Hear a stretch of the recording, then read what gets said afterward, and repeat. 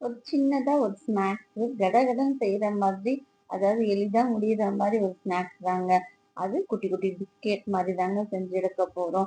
Hello friends, welcome to creation channel. இன்னைக்கு கோதுமையில ஒரு biscuit தாங்க செய்ய போறோம். அழகா அது கோதுமை மாவு 1 கப்பு, சர்க்கரை 1 கப்பு, அரிசி மாவு வந்து ஒரு 1/4 கப்புங்க.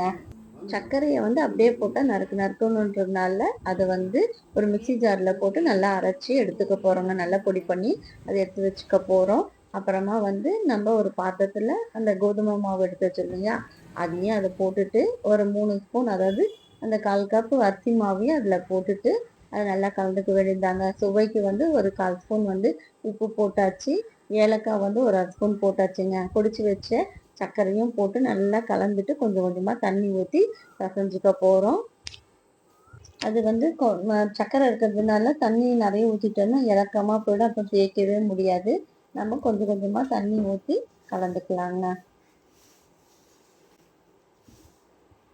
அது நல்லா கலந்து எடுத்து வச்சுக்க வேண்டியதுதான். கொஞ்சம் கொஞ்சம் கொஞ்சமா தண்ணி ஊத்தி பண்ணாதான், இல்லைன்னா அந்த சர்க்கரைக்கு இலகி போயிடும். அப்புறம் நம்மளால தேய்க்கவே முடியாது. அதனால கொஞ்சம் கொஞ்சமா வந்து அதை போட்டு தேய்ச்சி பிசைஞ்சு எடுத்துக்க வேண்டியதான். நல்லா தேய்க்கிற பதத்துக்கு நமக்கு இருந்தா போதுங்க.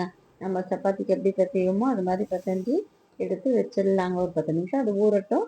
ஊறின பின்னாடி நம்ம அரிசி மாவு தொட்டு கொஞ்சம் தேய்ச்சிக்கிட்டோம்னா ஒன்னோட ஒண்ணு ஒட்டாது. ஏன்னா கட் பண்ணி நம்ம போடுறதுனால அது ஒட்டாம இருக்கிறதுக்காக கொஞ்சம் அரிசி மாவு போட்டு கொஞ்சம் தேய்ச்சி எடுத்துக்க வேண்டியது தாங்க.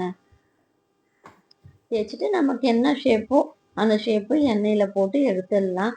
இது என்னங்க, இந்த கொஞ்சம் மாவுக்கு வந்து குறைஞ்சது ஒரு 1/2 மணி நேரத்துல இந்த ஸ்நாக்ஸ் முடிச்சிடலாங்க. அது வந்து பசங்களுக்கும் வச்சிருந்து சாப்பிடுவாங்க. ரொம்ப சுவையும் இருக்கும்.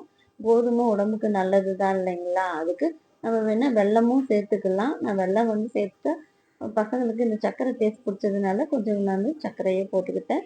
இது மாதிரி எல்லாமே தேய்ச்சி கட் பண்ணி எடுத்து வச்சுக்கிட்டேங்க. அது அப்புறமா நம்ம எண்ணெய் காஞ்ச உடனே கடகடன்னு நம்ம போட்டு எடுத்துக்கலாம். எண்ணெயும் ஊற்றியாச்சு. அது கொஞ்சம் சூடு ஏறின உடனே மீடியம் ஃப்ளேம்லேயே எல்லாமே போட்டு எடுக்கணும். இல்லைன்னா ஒரு மாதிரி தீஞ்ச மாதிரி ஆகிடும். இல்லைன்னா கடகடன்னு ஆகிடும். அதனால கொஞ்சம் மீடியம் ஃப்ளேம்லேயே எல்லாத்தையும் போட்டு எடுத்துக்க வேண்டியதாங்க. இது 2, 3 செட்டு நான் போட வேண்டியது இருந்தது. ஒரு செட்டு வந்து ஃபஸ்ட்டு போட்டு காமிக்கிறேன்.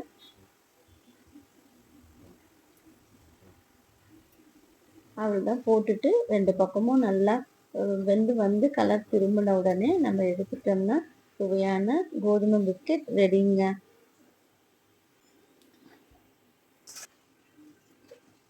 இதே மாதிரி நான் 2, 3 முறை போட்டு எடுத்து நான் வந்து அதை அந்த அந்த மாவு அளவு வந்து ஒரு 2, 3 செட்டு வருதுங்க.